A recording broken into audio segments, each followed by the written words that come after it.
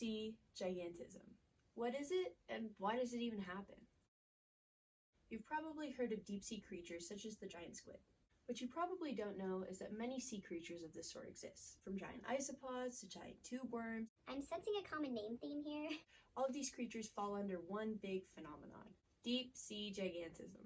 This occurs when the selective pressures in the deep sea environment cause the animals living there to evolve to be larger than they would normally be in shallow water environments. We are able to compare the effects of these environmental pressures on these species due to the amount of these species that have smaller shallow water cousins, such as the giant isopod and many smaller isopods that dwell in Way less extreme conditions. some of them even have land-dwelling cousins. But what's so intense about the deep sea that causes all these changes in the first place? The deep sea environment is characterized by having a depth below 200 meters, so Super deep. they have really extreme cold temperatures, really extreme pressure, and absolutely zero sunlight. These selective pressures are very harsh, leading to many of the creatures living there having extreme adaptations to their environment. The magic of deep sea gigantism occurs when many of these species are exposed to this deep sea marine environment over a period of time. These changes, again, are going to occur over a long period of time because evolution doesn't act overnight.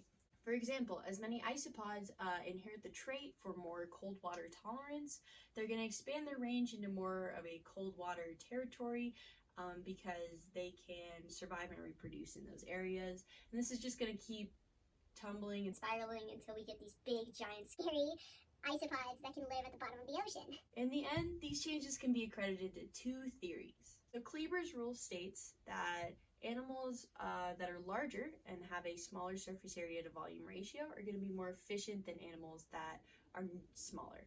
Animals with a smaller surface area to volume ratio are going to have a more efficient metabolism, and they're also going to be able to conserve heat a lot easier, which is really beneficial in these deep sea marine environments. Because of these really efficient metabolisms, they can also survive long periods without food, which is pretty common in these deep sea environments. You know, they depend on food to drop down from the surface of the ocean, which doesn't happen very frequently. This rule also explains why many of these deep sea creatures have a higher rate of cell division and a longer lifespan. On the other hand, Bergman's rule states that sea animals increase in size as the temperature of their environment decreases. This is why a lot of smaller animals are going to be found in these shallow water environments, and a lot of Bigger animals are going to be found in these deep sea environments. So, there you have it.